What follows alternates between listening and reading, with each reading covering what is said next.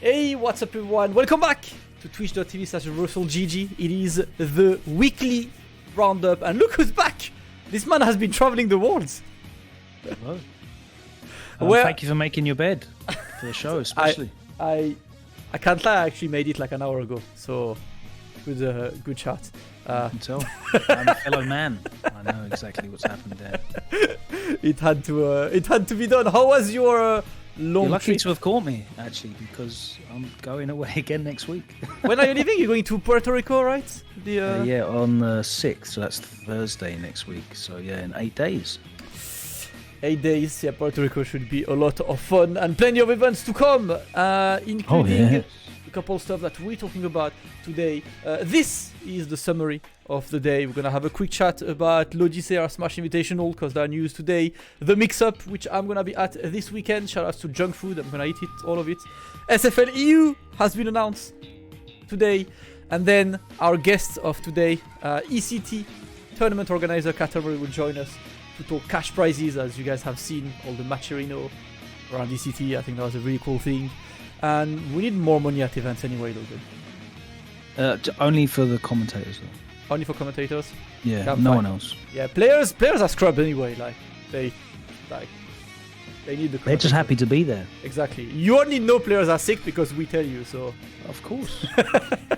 How else would you know? Exactly.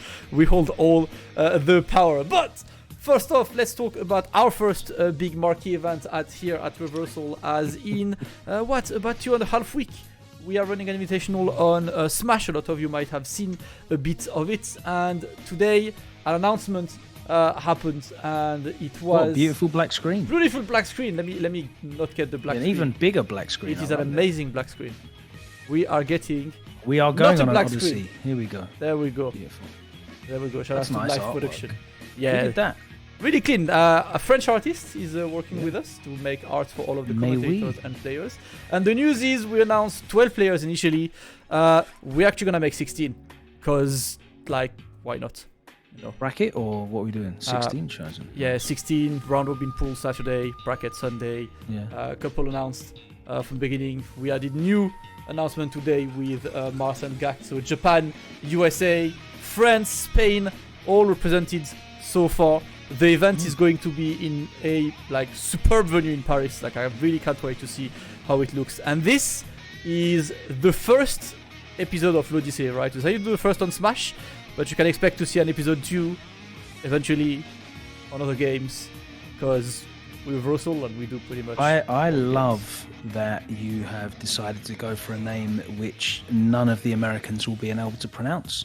I'm a big fan of that choice. Actually, massive. Odyssey. I'm a massive fan of that choice. It's actually Odyssey. It's not difficult. Super Mario Odyssey. L'Odyssey. Yeah, l'Odyssey. That's it. I can already hear F word pronouncing it. So.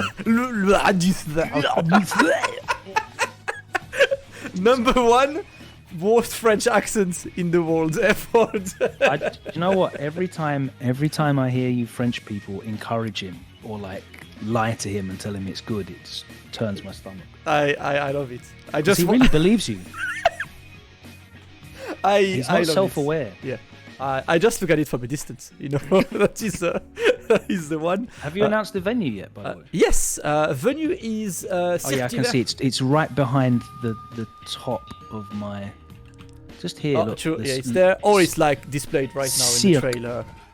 Cirque d'Hiver. Yes, we are all of this. And for those of you guys who haven't seen, I actually did my French GCSE, so my pronunciation is not awful. You're actually alright at French.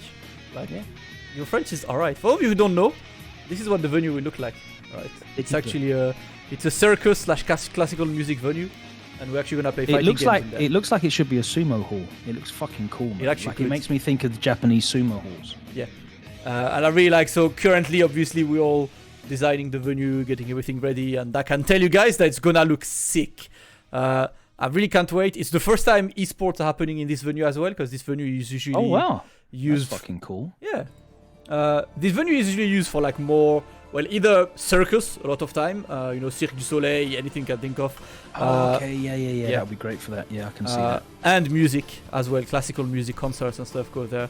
And it's the first time they work on esports, so it's going to be a fun one. First one on Smash.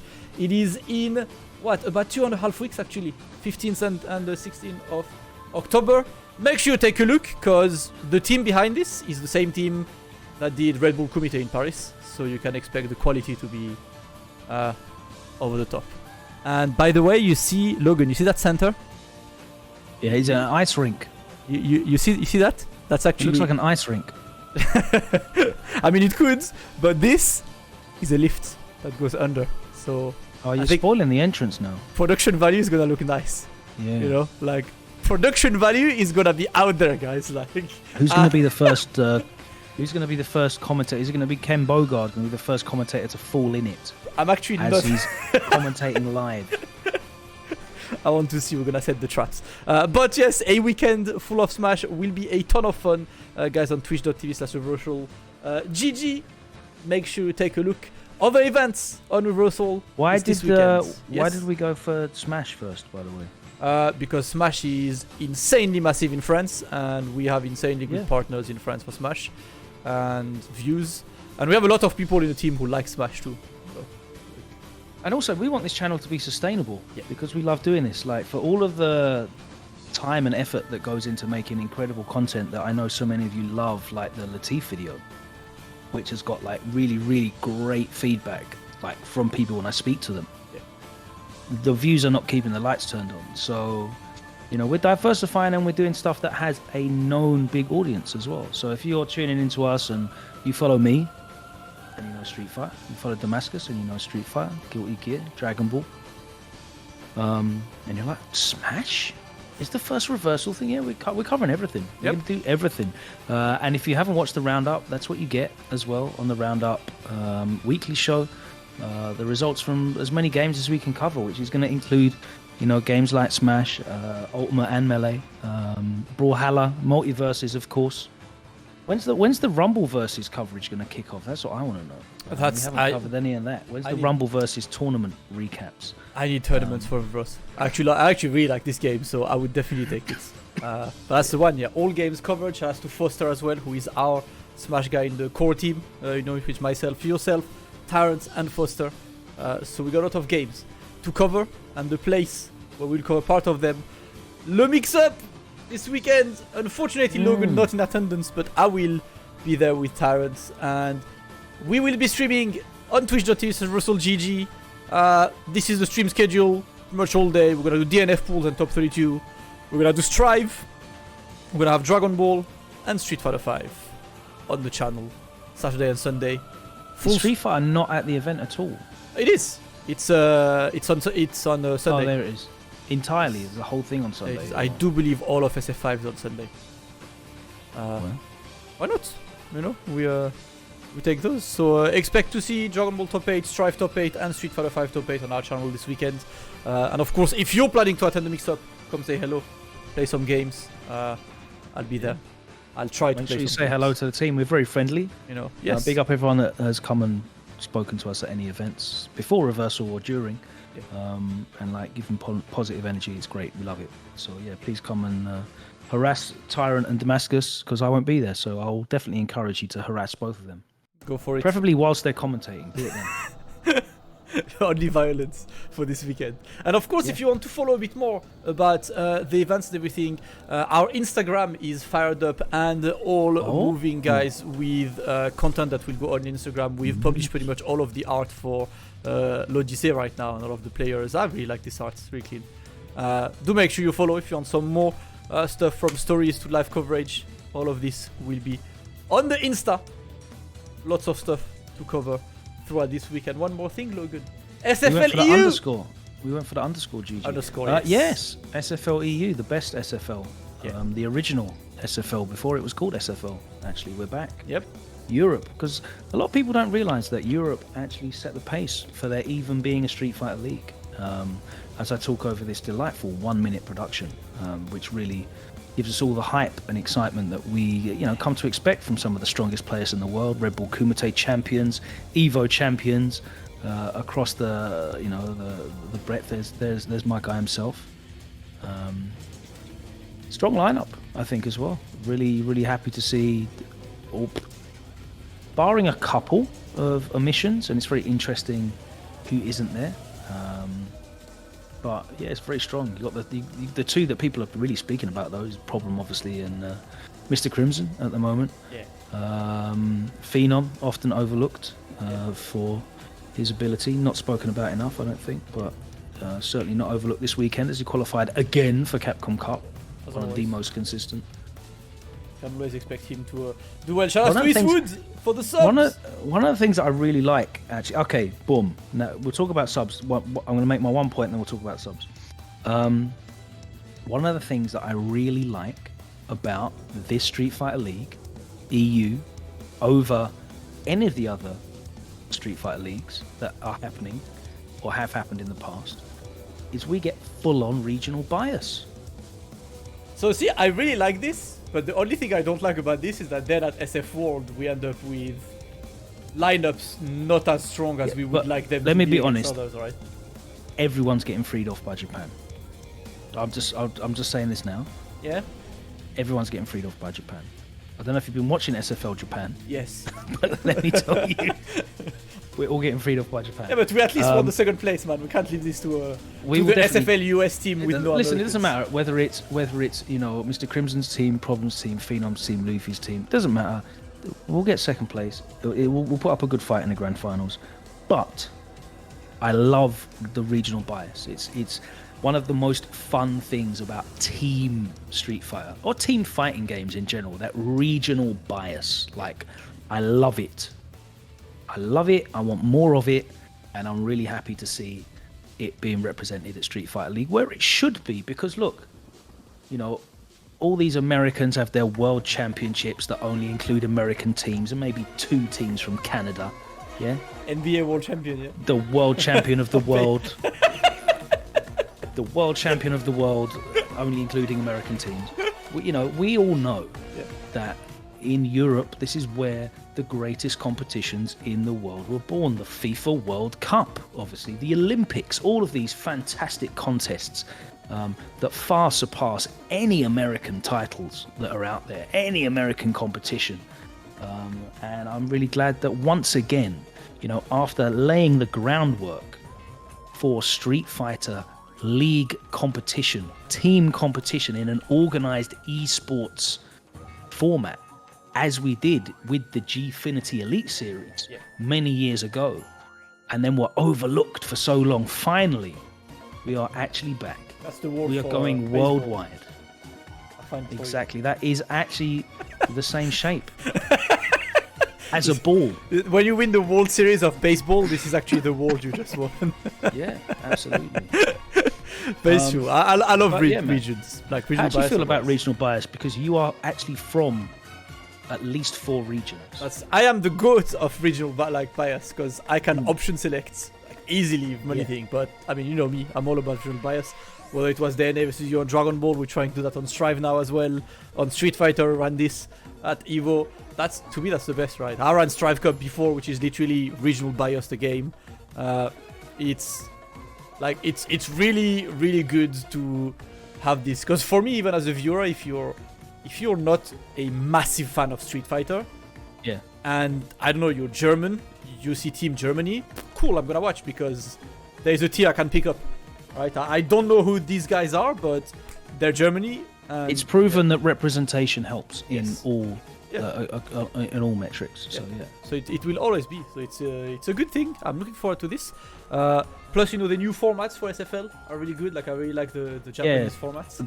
Fuck bans. Yeah, no, bans is the stupidest shit I've ever seen. I hate bans. People are spending months and months and months learning a character, years to perfect a character, in fact. And it's like, let's have a think about all of the players in Street Fighter League EU who would be invalidated if you had character bans. If you had RIP MQS, right?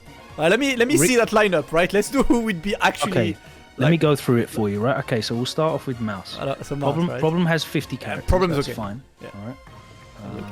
So Four Mars, fills. Four fills. He's not getting picked. with poor fields. Broski has Broski and has Shax. two. Yeah, Broski has two very Yeah. strong characters. Yeah. Yeah. arguably three. I mean, not very strong, but his guild was But- alright at some points. He hasn't played one of those That's characters for ages, but that character is very, But very you strong. would play him if you prepared for a ban league, right? If you know there was a band thing. All right, Shax can play about 7 characters. More That's an credit alright to him. team. Right, cool. But we lose the 4 fills, basically, Yeah. because in that format he's a liability, which is horrible, because the 4 fills has won 2 out of the last 3 qualifiers. Yeah. All right? You've got MQS, gone. I think this right? team dies with bans. Soundboy, gone. Yeah. One Step Layered, gone. And Shivs has got 2 characters. Yeah. You know, so, all right. So the reason is basically wiped out. Yeah. Who's next? Shiv Hardcarry, who is Rip Luffy. Luffy's gone. Valmaster's gone. Akainu's playing. I mean, Dan. he's been playing Rashid and stuff. Like I've seen him playing Yeah. Rashid at the World Warrior. But And Leo's playing Luke or Ken anyway, so it's fine. Yeah. Right? But we lose a champion and we lose one of the greatest French Street Fighter players of all Yeah. time in Valmaster as well. BMS, next up. Okay, we have to watch Mr. Crimson play characters that are not Dalsim, which no one wants to watch. Yeah. Yeah. Killsy has to probably play Luke, boring. TKR, don't know, like he's probably going to play Luke as well. Like Yeah. we lose him. Chun-Li, very exciting. Link Excello's got a couple, Yeah. but look at it. We can go through the whole thing, but Yeah, we've gone through 4, and it's just incredibly boring. Vega Patch, I don't know Rip watch his Vega jury. Patch. I'm sure his jury's fine, Yeah. but I just don't want to watch it. Jimmy's not doing like yeah, I'm hyped to see Jimmy get involved and bring some of those online strategies to a team tournament like this. Momi can probably play a bunch, but and Takamura can play 2. yeah. But like we've basically decimated this. Rickman's Barnet Rip. has secondaries, Yeah. but They're not why? seeing that. Yeah. They're not. Yeah. And I had to watch Kaba's Ryu for half a season in SFL NA, and it was not what I want to see. I remember watching. I think it was a Punk versus Problem X, and it was like Colin versus Honda. And I was like, I sleep. Like I don't want to watch. I never watch. Them man are Punk trolling. Yeah. Them man are trolling, right? Because I've watched them play games with their secondaries that Yeah. were hype, but Honda and Colleen are not the hype team for me. So yeah, the ban format's terrible for fighting games. Please never ever try and do it again. I'm so glad that the ban format's gone. Yeah. And I'm very, very excited. I'm really, really excited.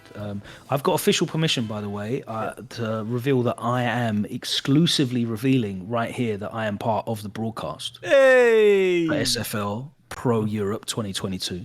Let's go. But I do want to see more like promo for it. Like, it's nice that we got a big reveal and everyone's at once, so everyone can be excited at the same time, and we can kind of all in Europe all get excited. I'm very, very happy that the teams seem to be taking it very seriously, and they've been putting out either promo images or videos. We saw Reason do a really cool reveal video, but I want to see more promo. Yeah. Yeah. We are not and also on the other channel there's Europe as well if you want to watch. No, we're levels, and this is going to be one of the most exciting broadcasts, I guarantee. I'm looking forward to watch, man. Mondays, good. It's gonna be a very chill Mondays starting very soon on October 10. So right after that SF6 beta, we'll be able to watch the SF5 League for Europe. Eating good, man, on Street Fighter, right? Because like that's 2 broadcasts of SFL Japan, 1 broadcast of EU, 1 broadcast of SFL US soon, plus the million World Warrior every week, plus CPT. Yeah, that's a lot. There is a lot of Street Fighter to enjoy, and of course these offline events are still happening. As you said, you got the Mixup in Lyon, we've got First Attack happening a week after that. There's stuff happening. We've had really exciting offline events going on and invitationals and all sorts. So it's really good to see people getting involved in competitive Street Fighter across various different levels, whether that's online weeklies, offline majors, organized invitationals, online invitational formats, and of course all the Street Fighter League stuff as well. Like there's so many different options for people out there to enjoy their Street Fighter, which is cool. It is. It's been like for me, I like it because pretty much every day I can just randomly watch some of the highest level Street Fighter, and yeah, it's a great time. Looking forward to watch all of this as... Can I ask a question as well, by the way, Yeah. before we move on? Because Go I for know we're looking to move on. Go for it. Because I want to talk some shit for a little bit. Let's go. Street Fighter League EU. Yeah. I only got European players. There's enough. There's enough Yeah. world-class players in Europe to carry these teams, right? True. I watched Street Fighter League Japan. Only The Japan. cream of the crop of Japanese professionals are involved in this broadcast. I watch the reveals for SFL US, and I'm seeing the UAE. Yeah. I'm seeing Singapore, Taiwan. I'm seeing the DR. How many Americans are we going to have this? Is it going to be the same situation when there's like 6 American players in the whole thing? You know, shout out to my guy Do as well. I'm so happy to see Do back. Having Knuckles do hype. back is Hype. super cool, man. I can't wait. But that SFL US is taken by a team with no American on, I think. Are they basically just admitting that the levels in the US, as shown at the at the NA versus EMEA exhibition that we had, are they just underlining the fact that the USA just doesn't have the depth of players? It just doesn't have it.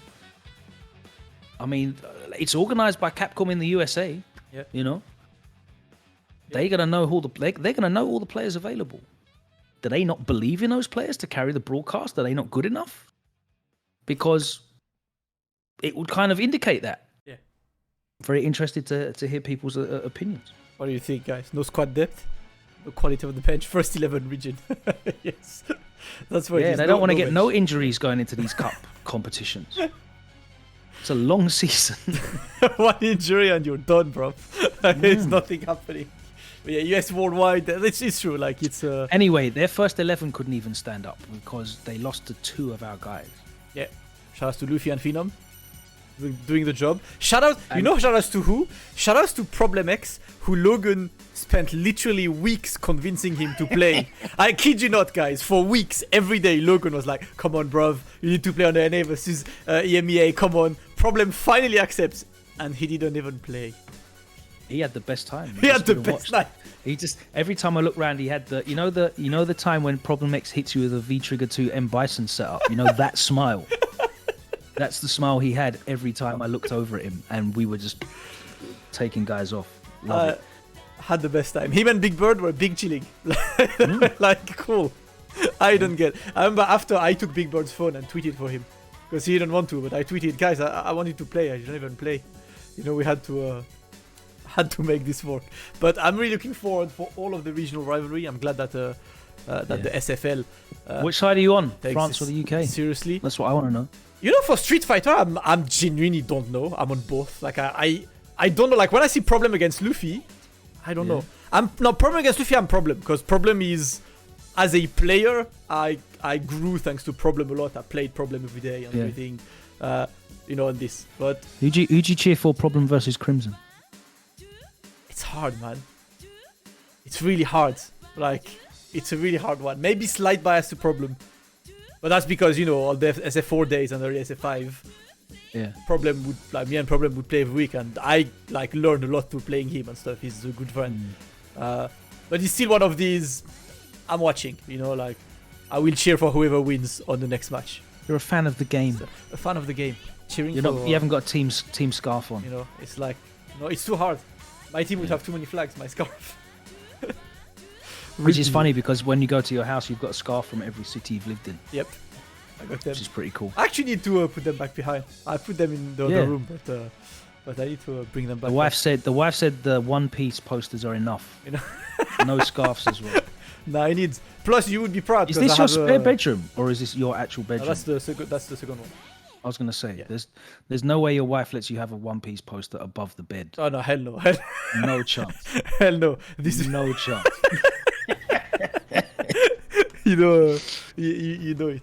But I need to. Plus, you would be proud of me. I have a West Ham scarf. You can't be in bed screaming the One Piece is real, bro. Come on. Why not? Stop. I'm literally gonna be wearing both kits. Yeah, the shorts from France and, you know, t-shirt from UK and stuff. Yeah. Like that's the one. But region is is amazing. Freaking love this one. Sal's Butt said you're going to be wearing both kits. Yeah. You know those scarves you get at the game where it's got both the team's colours on either side. Yeah, they do make kits of that as well. You know, like you can actually buy like a half and half kit. I love this. Which is a horrible idea. I love this. It's like you just want Inter Milan and Milan AC for maximum maximum war. Roma and Lazio. Just get murdered stabbed on the streets. Yeah. Never gonna work. This is the one. I was in Naples for fighting games recently, right? With a city that dies about football. Only the best. Yeah, and one of the Italian guys showed me a video of like some guy who did just a quote-unquote prank of him walking on the streets with a Juventus t-shirt, and people genuinely just like insult him and stuff. It's like you don't enter the city with the enemy one. I'll DM you 2 MQS. You know, we take those. Yeah, I collect them. I want shirts from everybody. I love having like the depth of shirts. Plus, I like showing support on stream too. So it's a good one. Absolutely. But it is time, Logan, to welcome our guests of the day, joining us all the way from America, where it's very early and bright and everything for him, as Mr. Kattermari is joining us. It is so look at this, it's all light. Is this natural light for real? Of course. Oh yeah. It's like 6 p.m. It's still daylight hours. It is looking East nice. Coast hours. Yeah, welcome, Zach. Thank you for joining us. Thank you. Let me tell you, I feel real welcome after the 5 to 10 minutes of dumpstering on America. That was great, Logan. Thank you. Absolutely. I'm speaking from a point of real knowledge as well. Anything to answer to Logan? Having been there. It's your turn now. Can you punch this man up? Anything to answer to Logan, who went out of his way to make sure you. As long as it doesn't include E-Honda.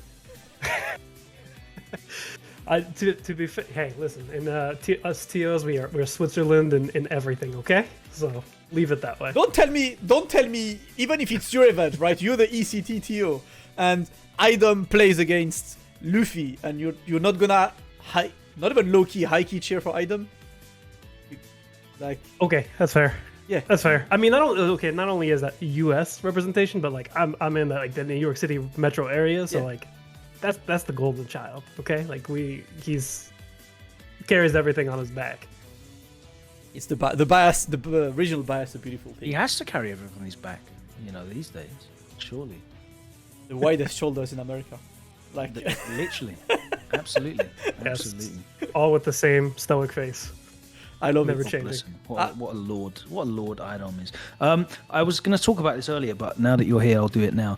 How many subs did Eastwood drop in the chat? Was it 5? 5. All right, cool. I went to ECT. Obviously, you all know this because you saw me commentating top 8. What an excellent top 8 it was. You're on top 8, and I love the pairing. You and Javits actually. And we know that ECT has the best merch out right now for any event. I'll say that. I'm a merch expert, and I bought this sold out windbreaker, which is beautiful, by the way. It's a size large. It's never been worn. Here it is. Here's the front. But look at this back artwork. Shout out to Drew. Too sick, man. Beautiful illustration on the back. See, there you go. Look at that. Beautiful. All right. If we get 20 subs in the show throughout between now and the end of the show, if we get 20 subs, I will give this away. It's brand new, perfect condition. How much is this retailing for at the moment, Zach? We're selling for 85. Yeah. $85. That's probably about 120 English pounds by now. Oh my god! Don't kill me with it. I'm not looking forward to it. Zach, if you're looking for a trip right now and you wanna feel rich, come to the UK or to France. There's that and the Japan exchange rate. I was looking at both of those. I was like, all right, which one are we going to? You're definitely going to Japan. You're not coming here.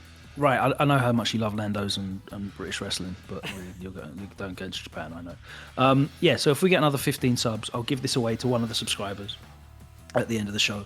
And if you don't win, obviously you go and hit up the East Coast Throwdown website, and you can order your merch from them directly. I won't post it to you, they will, but if you win the shirt, then I'll post it. Hey, there we go. Oh, and I've got Damascus' hoodie that I bought. I'm sorry. Oh, yeah, he got a hoodie for me. I just need to get my hands on it. Nice. I like that one. It looks clean. I'm looking forward to updated hoodie design. See, look, there it is. It's a little bit more red than the picture. But that's the cool thing about acid wash. Yeah, I love it. Nice. So that'll be in the post to you, Damascus, in a couple of days. That's cool. But yeah, let's get some subs in, please. If we get another 15 subs, I'll give it away.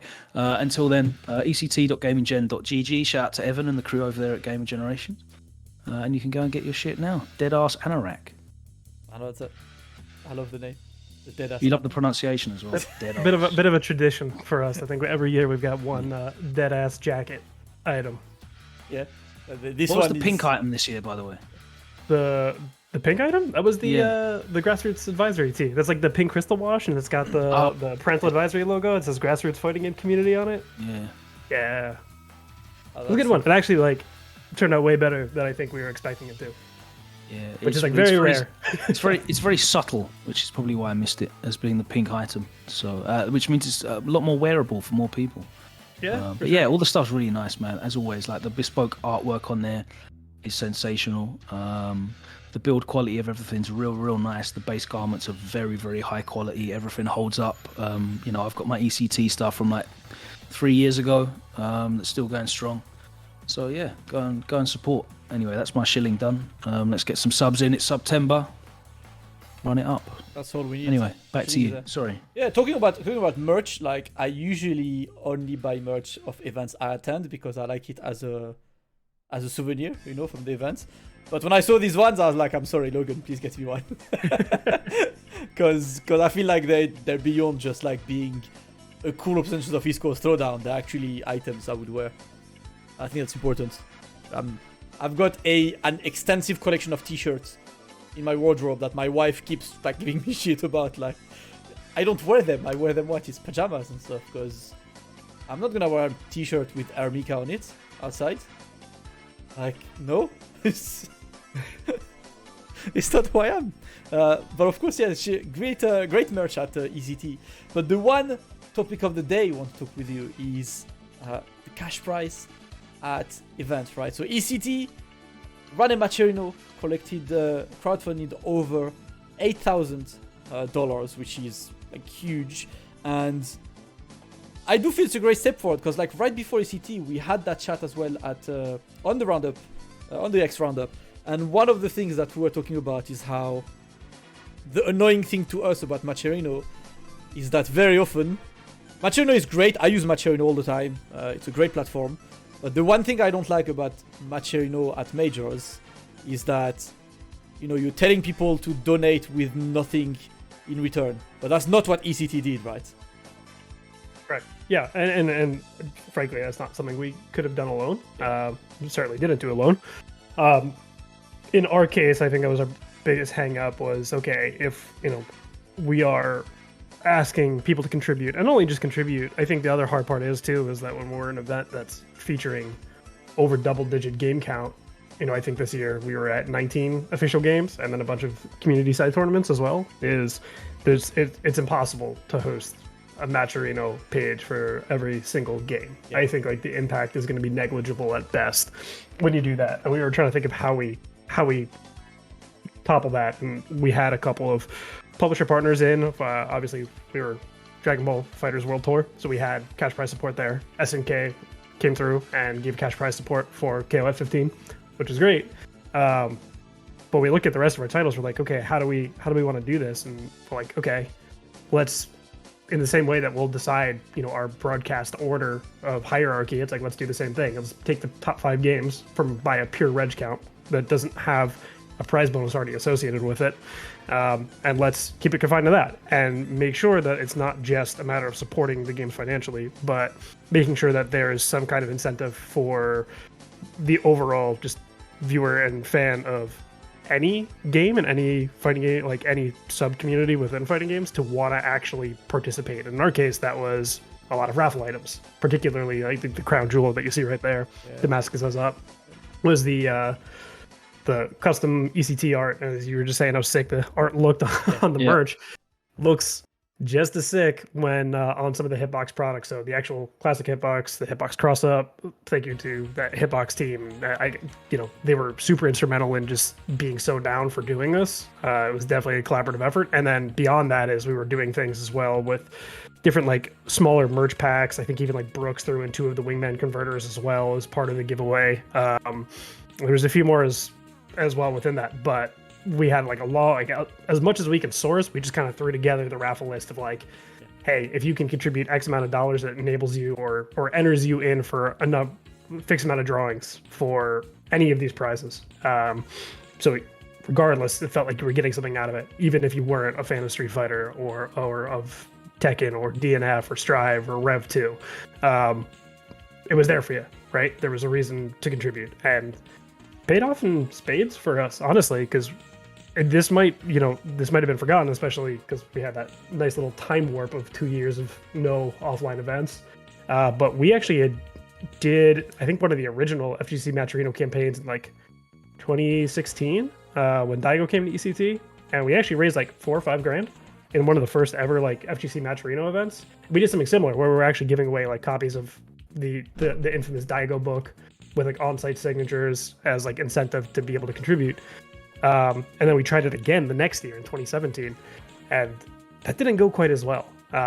Mostly because we didn't really have any incentive for it at all, and that was like a big misstep. I think we were maybe like half of what we originally were. I think our incentive at the time was like a compendium for exhibitions to unlock like first to 5 or first to 10 sets, which was cool and all, but clearly didn't have the same effect. Like it wasn't enough tangible takeaway for the people that are contributing. If they're going to give you hard-earned money, they better get something in return that they see of equivocal value, right?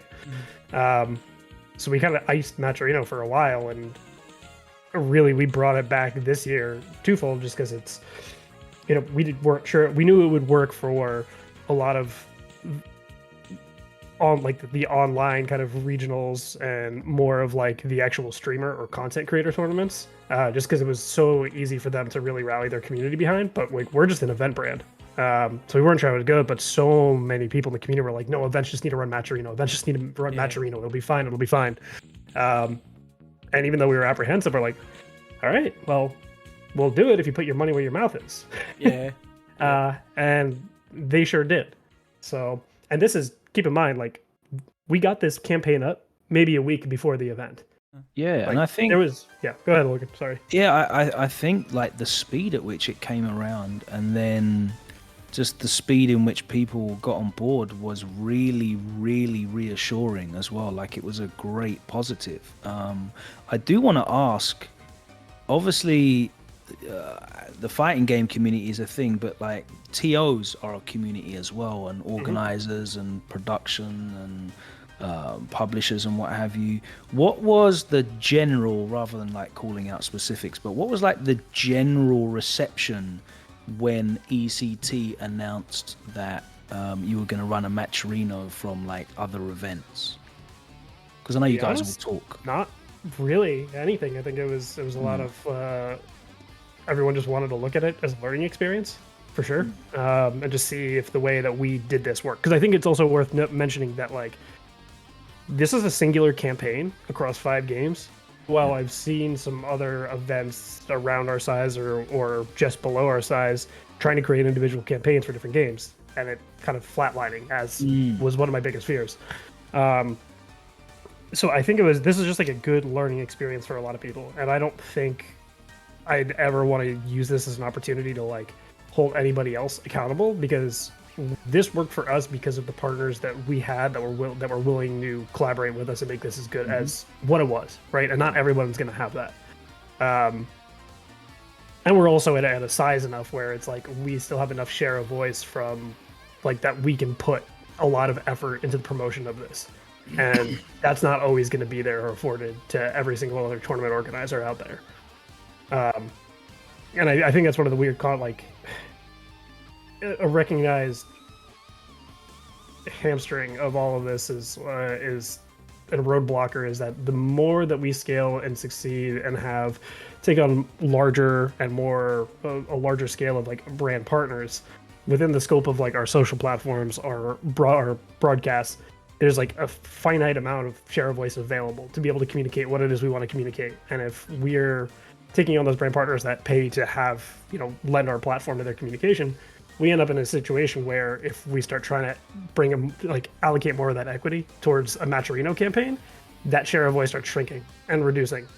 And we start losing the ability to actually deliver for a lot of brand partners, which is like important in our growth too, right? Like, I'll be the first to admit that an event like ECT, we are so happy when we don't lose money every year. And that's just from our perspective. What you mean? You're not breaking down the stage and then immediately hopping in your sports cars and going on holiday to the Bahamas after? Oh damn! You caught me right after ECT this year. I knew you should have come. Should have blacklisted you at the door.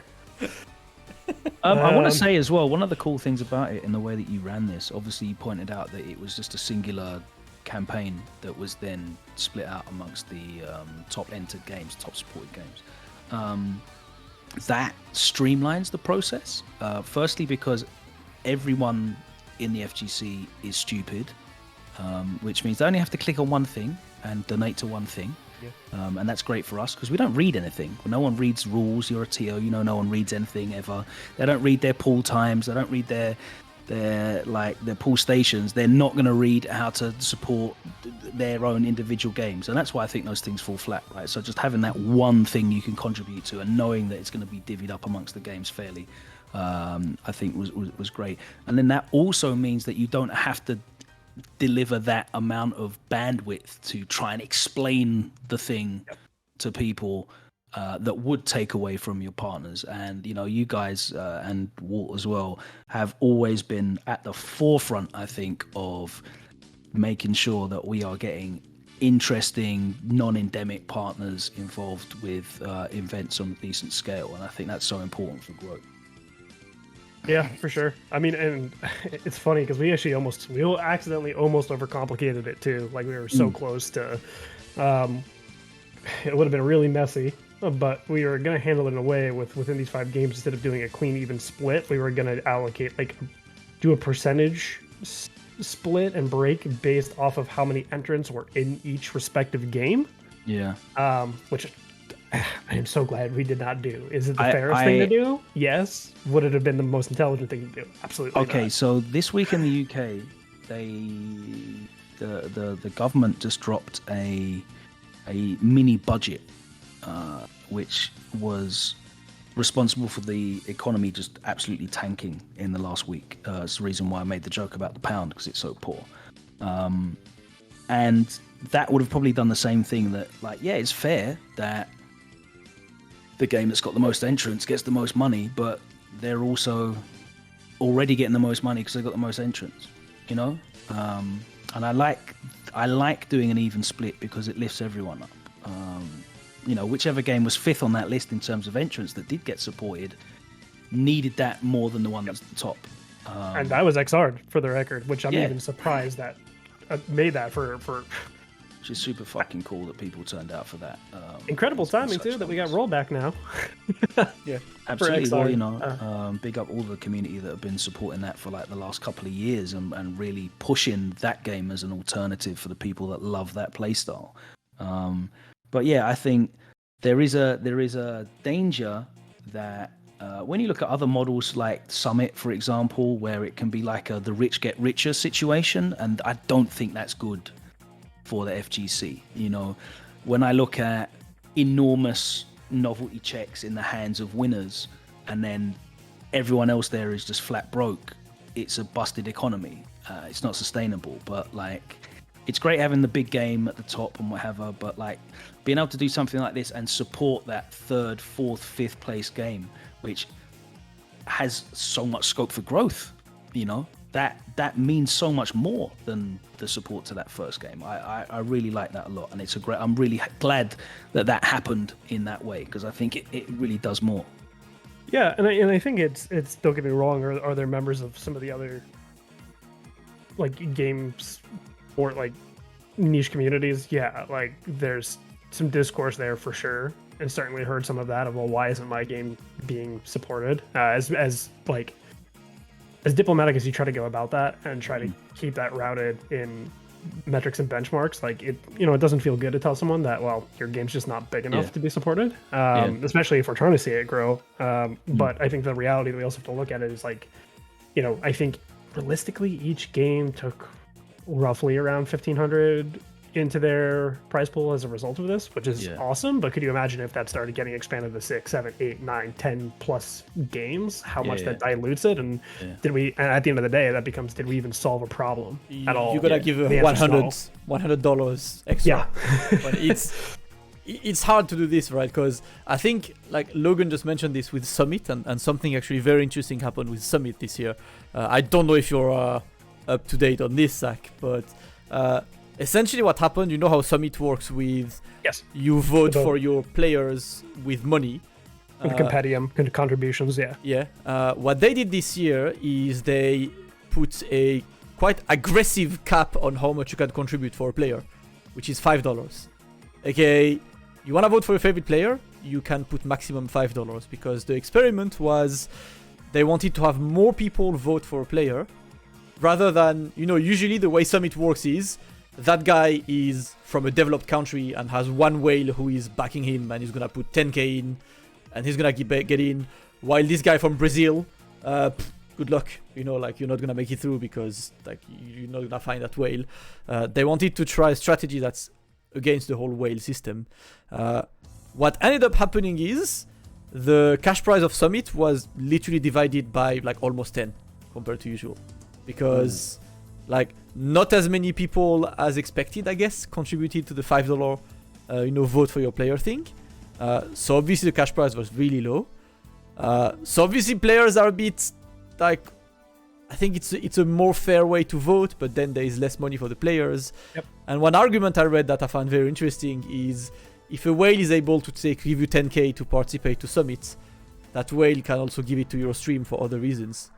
So we're not solving a problem by making them put money on Summit. They wanted to tackle a different one, but like, how do you like or not, like, that Summit way of doing things, and actually that new way? I mean, I'll be honest, I genuinely do like at least their previous approach. This most recent one is an exception, because I remember being part of the drives for and some of the player initiatives when Summit of Power was going on, and then of course they had the Mortal Kombat Summit as well that happened, and it just, like, fair or not, it created such a unique experience that it could like only be found at Summit events, to the point where it's like I almost felt that was part of the brand identity, let alone what's the fairest and what's the best way to raise pricing. Like, that was actually part of like that community experience more than anything else to me. And I feel like sometimes like it's about doing what makes the most sense for your event and your product and your brand, rather than what is the most optimal way to raise capital and raise money. Like, I don't think the uniqueness that exists in fighting games or platform fighters is necessarily like about finding a unified set of best practices. Like, we have some of the most unique events from a presentation perspective and just like an identity perspective that, like, are we really gonna want to throw that away just for pure like capital raising? Because I don't. Yeah, I see what you mean. Do we want to put our best foot forward? Of course, like always, but like don't forsake like what your event and what your product and what your identity is, just to try to raise the biggest prize pool possible. Because the other issue there too, and like it's the biggest consideration for me, of like, maybe some years we'll have a little bit of extra money in the budget, and we think about like, hey, how should this go into a prize bonus of some kind? And the immediate thought is, okay, well, is that sustainable?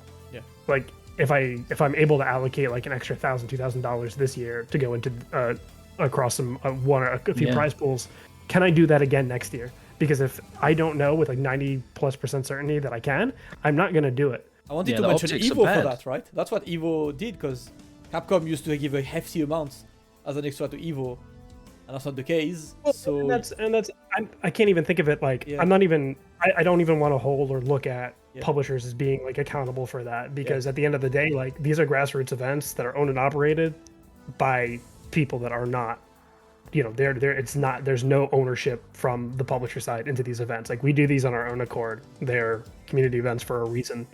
And we're very proud of our grassroots nature. So I don't think they have an obligation necessarily. Is it nice? Always. But we have to find ways to sustainably and reliably do that. And I think it all stems and sources from just the overall player base size, right? Like we can't create an economy of sustainability for us and for the events if the actual scale of the tournaments do not increase as well to a large extent. And that scale both in terms of not only live physical attendance, but also from just a online community and a viewership perspective too. Because if we can't market and onboard brand partners that help fill in our the gaps in our budgets to be able to more consistently allocate these prize pools, we don't get there. Yeah, I see what you mean. It's always an interesting thing, right, with how to sustain all of this. Because what's the next step then? What's the future of this whole cash prize thing? Is Macherino the way to go? Do you see it somewhere other way? Because for me, I love not approach of Macherino. It's a good one, but I think a lot of people are trying to say that it's the only solution, which obviously it's not. But it can definitely be part of our future as events. How do you see it? Yeah, it's certainly not the only lever to be pulled there, but it's definitely a good one, or just any kind of amalgamation of crowdfunding, right? And I think it also works specifically for us and the ECT, just because it's the way that we've positioned our event and our brand, and the way that it's we're modeled to look and feel like a hardcore, like a metal show, like a metal brand, and that's very, and like a punk show that's very DIY in nature, right? Yeah. So it's true to us, and I think it's as long as we find ways to make sure that everybody that is contributing and a part of that is taken care of or has some reason to do so, we'll probably continue doing so, right? But I think we're always every TO is collectively thinking of, well, okay, how do I put more? How do I amplify my event? And part of that amplification for the events is in part prize pool, right?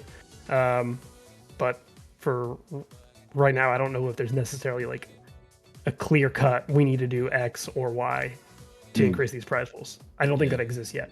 I definitely think that there's a real huge value in being able to demonstrate that the community is willing to contribute and back and reach into their pocket, because that, I think, is often a hindrance when it comes to marketing dollars being dropped in some instances. I can say that from music as well, from my experience in music. And when you have some of the biggest esports events in the world, which are so heavily backed by the audience effectively donating money, because the compendium for the TI it has no functional value. It is basically a donation. Summit is a donation, and CS:GO, is gambling, but it is also, during those times when you're buying team skins and such, it's a donation. And being able to demonstrate that our audience and our community, more so our audience, because I like to have a distinction there, but more so our audience is willing to support financially. And whilst I don't want to see it, I don't want to see donation drives become the default to go to in the future.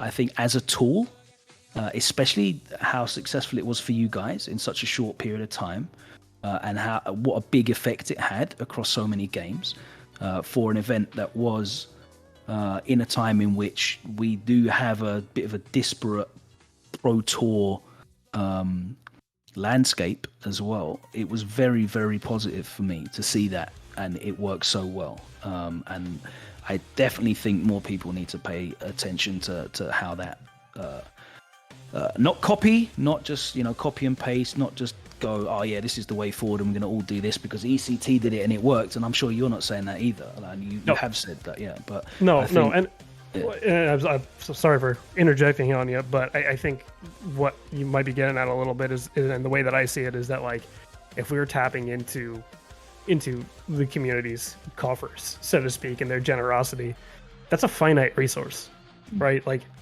you can't replicate the same level of contribution or even model of fundraising across every single fighting game event and expect a comparable level of success or contribution. No. It is something that certain brands are going to have the reach and the grandiosity that is going to command people to want to support, but it scales down, right? And again, over the last, I would say, 4 years, the event merch market has exploded, and again, something that ECT is at the forefront of there, putting together full capsule collections. Another way in which you can provide value and your audience can support your efforts. And I think all of these things, we need to explore all these avenues in which we can make it as easy as possible to transfer money from the audience into a pot that can be utilized either to improve the experience of viewing, experience of attending, and of course help sustaining the professional efforts of the players who are the ones that we're watching in the first place anyway. All of those things need to be helped, and I think it's a multi-tiered problem that unfortunately some people will sit at home and go, oh yeah, look, Matcherino, that worked, so that's the answer. Stop thinking, just Matcherino, and that's obviously a flawed approach. Yep, I'd agree with that, especially considering, like, even though it seemed like it came together at the last minute, like the amount of effort I'd say to get Hitbox, get Brook, get Astro comfortable with the idea of, like, hey, this is how we want to leverage your resources, this is what it's for, this is the functionality of it. Can we go? It's not necessarily the most seamless process. As easy as they might be to work with, it's not the most straightforward. And not to mention is, since we're handling all that prizing as well in that raffle, is then that adds another, like, operational layer to us. Admittedly, not a crazy amount, but, like, still we're the ones that have to fulfill every delivery of every single product. Yeah, it's quite we have so many ways, like, to expand. I actually like, you will see this because you mentioned this earlier, right? Counting on the developer, on editor, is a finite resource. Eventually they're just going to be like, cool, that's not our focus anymore. It's better to have the solutions ourselves. It's actually good because we've seen obviously a good 8,000 raised through ECT. I'm looking forward to see what other events do, because, like, the more we're able to set this as a standard as well, and as you said, right, get people used to that whole give and take kind of approach is a cool one. Looking forward to see obviously what's more in terms of cash prize at events. But I would like to move to our last topic of the day, and that one is a full one. Go for it. I do have one interesting tidbit for you that kind of also creates, like, almost creates more questions than answers, which is unfortunate. But and this might be some dated results at this point, but I want to say, I think it was our 2018 event, or maybe 2017. After we ran it, we actually threw out a attendee survey with some, fulfillment with some kind of prizing attached to it for participating on a random draw. It was really just like a qualitative survey, like an attendee experience survey, to really understand, okay, what are the people coming to ECT actually looking for? Why are they coming here? What matters the most to them? And I was very surprising to see this, is we had listed, I think it was like a multiple choice, or you can select like up to 3 options, and I think we had like 8 different event feature options, ranging from like Pro Tour inclusion to total amount of casual setups, staging and production, and prize pools were one of them, or prize bonuses. And what we actually found out of those like 8 categories we listed, prize pool bonuses ranked in like the second or third to last, right? Because ultimately, who do they affect? Yeah, and that was the thing is I think we had to look at it with like it's not, we can't use that as like a blanket statement or set of data that's just like definitive, but like 90% plus of the people that are coming to these events are coming because it's a community event, it's an experience, it's a vacation, it's a getaway, it's it's an experience. Maybe 5 to 10% at most have any real consideration of taking home a part of that money. And it doesn't mean that they shouldn't be entitled to be able to get more, and we shouldn't strive to increase prize pools, but we also can't grow and scale our events without making sure that we are investing in the right places that grow the actual attendee base and our actual like viewer reach as well, because we can't unlock and find more ways to kind of commercialize our events, as much as we don't like to do that, to scale and eventually fulfill those prize pools. So it's a weird thing where there's 2 very different like segments of people that come to our events, and let's just put it this way, like the 90% that come are not as concerned about the prize pools. Yeah, as Logan said, who does it affect? I'd like 99% of the people who are attending ECT, I mean, are not gonna get money from ECT. They're gonna get a great experience. And that doesn't, and it's not an indication or doesn't influence us to say, oh, well, we don't need to care about the other 5 to 10%. We don't need to care about these prize pools. We do, but we can't unlock that, and to be able to pull that lever really outside of or crowdfunding means, without being able to grow the rest of that base first.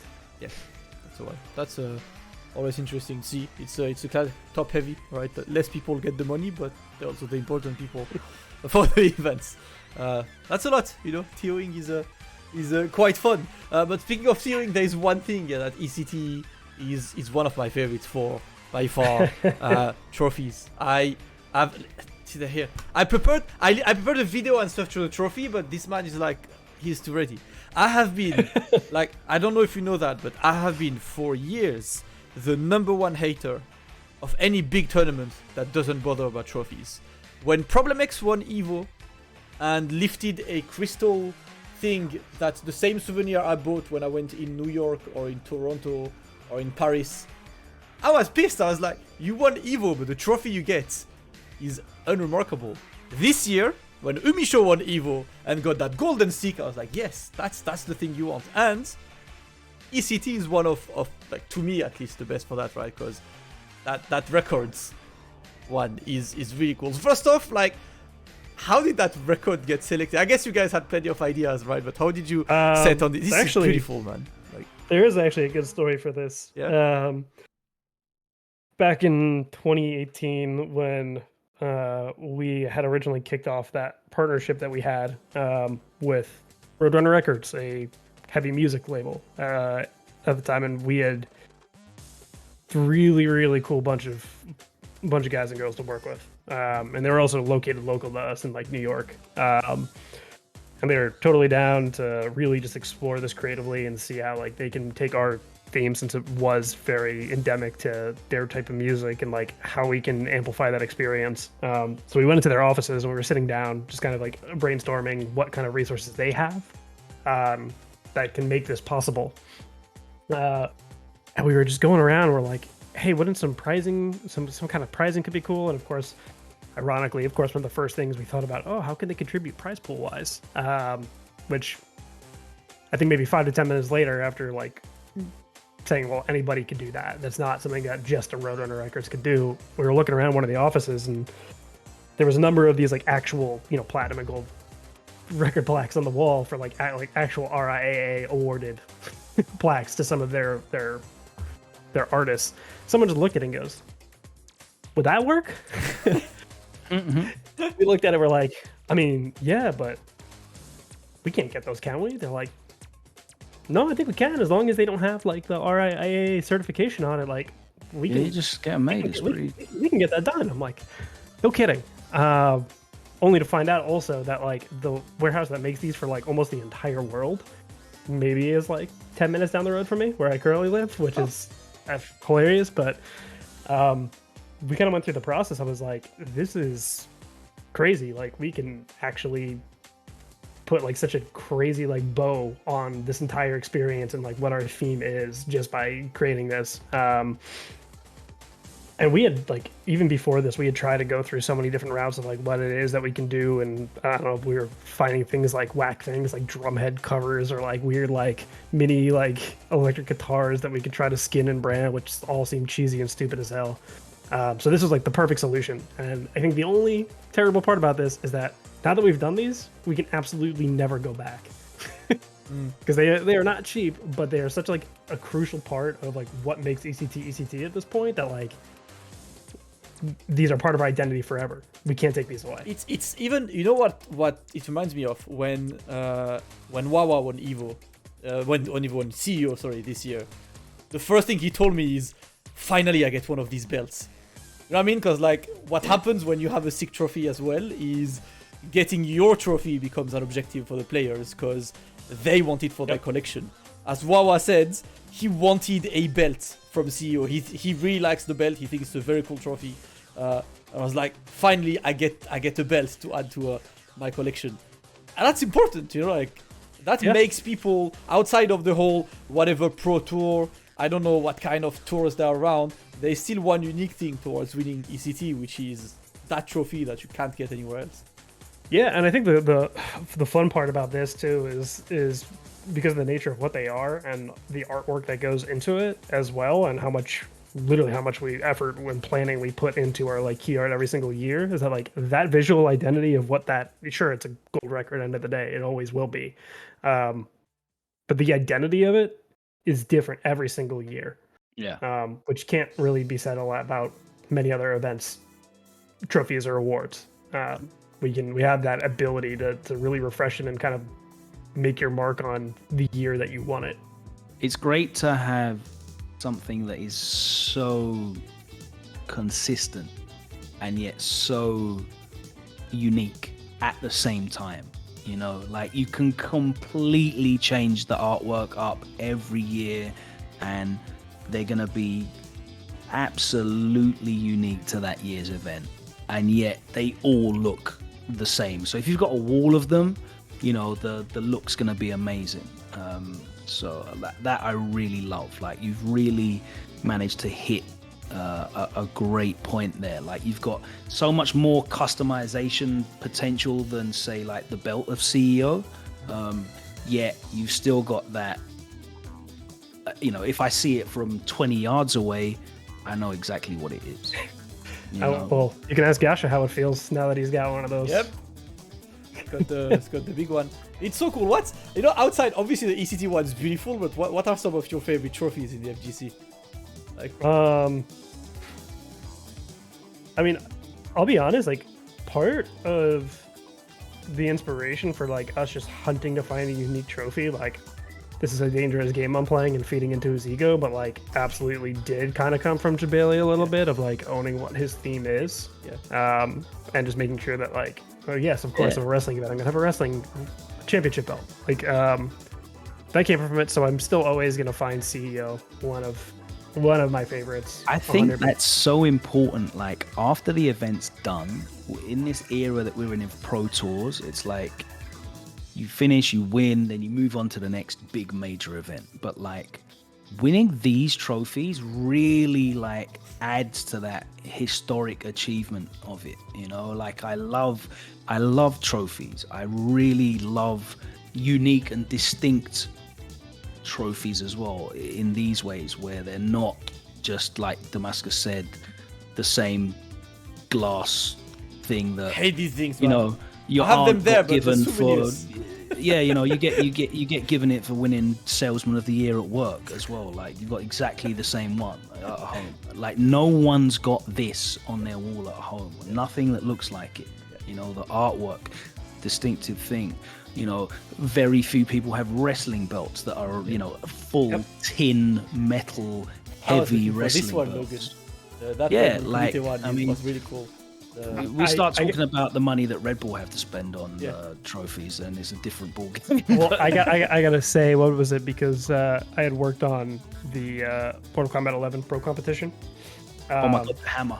Oh yep. yes. And when we, I still cannot believe to this day we had created kind of like, it was the spec of, oh yeah, we should do a Wrath hammer because it's so damn iconic. It's like he's the Emperor. It's the Khan's hammer. So we got that made and it showed up, and that thing, I'm not kidding you, was like 60, 70 pounds. Like, it was a full-sized hammer. It was not like, that's not like a mini replica hammer. In fact, it's not 3D printed. Yeah. No. It was full metal materials. So when Sonic Fox won it, they could barely. We were so concerned. They hoisted it above their head and started wobbling. We're like, oh shit. But it was seriously one of like the most like memorable trophies I've ever seen before. And I love leaning into the IP as well. I play Warhammer. I love the competitive side of it, and some of the tournaments that are, again, community run. There's not really that kind of infrastructure as of yet that runs through the whole thing, but they obviously, there's loads of weaponry in that universe of Warhammer, and they will go out and they'll get stuff 3D printed and painted up by like proper props guys and stuff, and like you go and you win your tournament and you take a big chain bladed sword home, or like an enormous gun or something, and it looks super cool, like a big sci-fi gun, not like a scary one. And I love the stuff that leans into the IP as well. Like I think that's super cool. It's always good to have stuff that reminds you, of the people, of what you played, of what you won. Obviously, we told about identity, so we got the identity of ECT, of CEO and stuff. But this, like, I forgot about that hammer. I told you about it. Like, I forgot. As soon as you said it, I was like, oh, that's the one. Like, that one was too sick, and that's why I'm looking forward to see, like the Capcom Cup trophy, all of these. Any competition, in the world has. Like, the one thing I like about the Capcom Cup trophy is the addition of names. Yeah. I love that in Dota, where you get your name engraved alongside. Like, that is a thing as well. Like, if you're going to do a trophy, do that one. Like, there's one trophy and you win it this year and your name's on it. I love that as well. I do wonder if that was like inspired by the Stanley Cup in any way, shape, or form, to be honest. Could be. Because you might I'm sure you guys love your European football, but like I was a hockey guy growing up, so like the Stanley Cup to me, I was like, oh, that's so cool. Yeah. Every team gets like a plate, they expand the rings on it, like wow. Yeah. It's fucking enormous as well. I don't know if you've seen the Stanley Cup, Samad. Yes. But yeah, that thing's. I would definitely be wary of Sonic Fox trying to pick that thing and lift it up above their head as well. Sure, it is more than 70 pounds. Let me have the image of Sonic lifting it. I have no idea how much sweat is there under the costume. I think But these are these hands are clenched. There was a photo. I think they tried to lift it up at one point, and there's a photo from one of the photographers of two of our production staff when they thought they were gonna drop it, just like reaching hands up, like eyes like popping up like bottle rockets. Oh god, that thing is no joke. Yes, it's too good to. It's too good. That's what I love. I want to see more of this. Obviously, next competitions coming up. I know I can't show them yet, but our Smash Invitational, the trophy is really sick. Nice. Like I've seen the you better send me a photo, man. I will as soon as Friend DA. I will. Friend DA. I will go for it. And we're working on the UFA ones as well right now, and same. Because we used to have a pretty cool one on UFA. Like I don't know if you saw the Street Fighter 5 trophy that we had, but it was essentially a V and a globe on it. Which was like absolutely perfect, and which for the storyline was found kind of randomly in the list of trophies they have. It's like, they have a V with a globe? Yes. Why wouldn't we pick that? It's really part, but I love the brainstorming Don't make trophies this heavy. The one at Red Bull Kumite London, the one Crimson one, was heavy as hell as well. I think in the picture, there's this one. This one. There is a reason why Mr. Crimson is not lifting that trophy. Or is it actually cement? It was not actually cement, but that thing was like So heavy. Had to put it back in the crate, send it freight to his house. Yeah, okay. That thing was heavy, but it puts it just makes sure that you're not gonna lose it or break it or do anything. Ton of fun. I love the trophy talks. We could be on this for ages, but sorry, it's time to just get through. Well, hammer withstand was over 115 pounds. Holy shit! How did Sonic lift 115 pounds? With the stand, it was 115. Oh, with the stand, yeah. Yeah. Okay, with that. That is I love this one. I would like to know the one for Red Bull. You can't just leave a 70-pound hammer like resting on a stand made out of like plastic or balsa wood. That's not. No, it had a whole like counterbalance mechanism in it too. Exactly. It was something. The Make for a knockout really good side camera shot. was a birthday cake for the trophy. Curly says, I like that. And I don't mind. Like I love like as long as it's got some brand relevancy to it. I love the dumb stuff like that too. Like I remember back in the day, the final round trophies were like the pimp cups. Yeah. Like those couldn't have cost more than like $20 to put together, right? But like I don't know, it was. That thing's gonna stand out on your shelf next to the other $40 plastic trophies anyway. So you may as well do something different. I again, one of the strongest things about the fighting game community is the personality that exists in there, and anything that we do that leans into that more, that reflects like the culture and the interests and the unique aspects about these events that we're allowed to do, because we're not turning up with our our buttoned up shirt and our blazers on to quietly and calmly talk about esports. Like we're doing hype, exciting stuff, and I love these creative trophies. They definitely make people pay attention to your event as well. It's like some of the best marketing you can do if you want to do an event that lasts for a few years. We're certainly not the biggest, but we're the most unique. So take advantage of it. Yeah, I love to see it. But Logan, I do believe it's time for the giveaway, as we actually got the. Okay. Oh wow. As we actually got the subs. So what I suggest is to do a giveaway between the subs who are in chat. Yeah. So if you're in chat right now and you're a sub, or you still want to sub, you have like what? We're re-rolling if it's Tyrant or Walter, just so you know. So if you are in chat and you're a sub, just say hello, press some buttons, because Nightbot will only do the roll among the people who are actively in chat. So add if you're a sub list. and you're watching right now, just type anything in the chat. Just write Tyrant, you won't get that jacket. Like that's whatever you whatever you want. I'm definitely re-rolling if St. Cola wins as well, because it's not an extra medium and he won't wear it. He has a chance to buy one. Oh my god, that's true. That is true. Press some buttons. Technically, y'all subs. still do if you go to the lovely Yeah, we're gonna plug merge that. page. But We're gonna plug the hell out of that again for another couple of minutes. It's a large. We got a large, by the way. So if you're not a large, go and buy one from ect.gaminggen.gg is the website. See, look, there we go. that's why Zach likes me. I'm the most professional broadcaster out here. Remembering the portal. My favorite show. Yeah. Nice. I might not have the segues, but I've got all of the reads down up here. It's a useful thing for our domain. Right now, last call for the people in chat to press some buttons. To press buttons as a sub. Make sure you do. I just gave one gift sub, just to have fun. Might as well. Longs is mad. Honestly, all of them, man. I got to love this. So always clean. Let's see. Let me get that one running, and we can get straight for Roll the dice. rolling the dice. That's beautiful.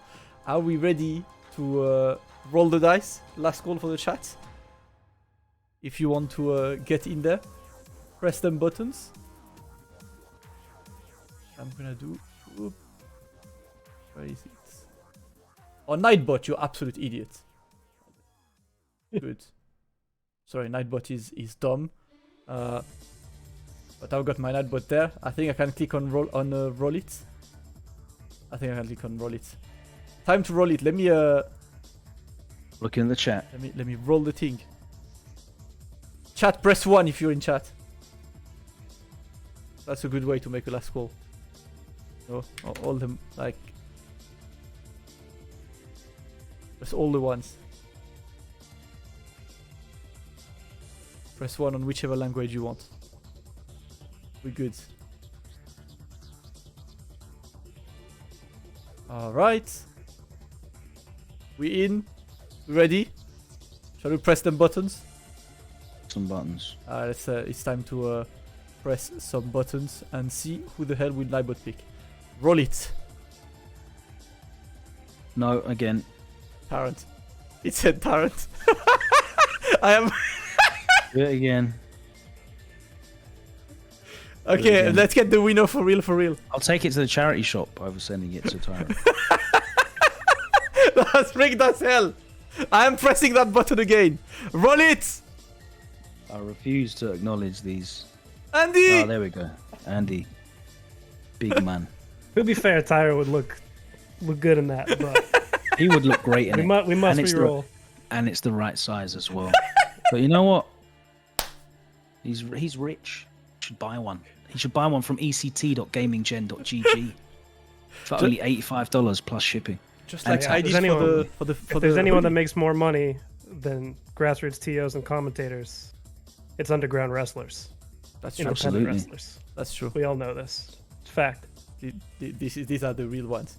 Shout outs to Andy and to all of you guys, of course, for joining today. Big shout outs to you, Zach, for Thank you very joining much. us. Oh, thank you for really having me, appreciate guys. it, bro. It was. I know we were rescheduling this for a couple of weeks now, so I appreciate it and happy we're able to make it work out. Yes, has to be done. We run that talk show every week and always trying to get whatever is hype to talk about.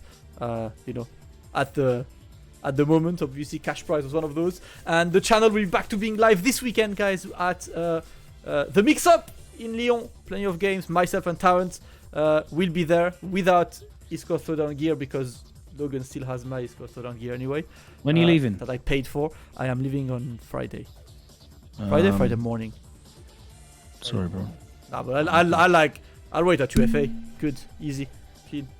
We're at UFA nice. anyway. That's the one. But that will close it for today, guys. Thank you so much, everyone, for joining. Very fun. As always, we will be live on Saturday for the Mix-Up. And then very soon, guys, in 3 weeks, we resume Renegade with Tekken coming back there. And more games coming very soon as we work on it. Thank you so much, everyone, for having joined today. Big G's to Logan and Kattermari. I will talk to you guys very soon. And until then, stay safe. Have a great evening, day, afternoon. It's starting to be evening. I see there is less light out there for you. Yeah. Midnight right there. But have a great evening or night, guys. And I will see you very soon on twitch.tv/reversal. GG. See you around. Take care.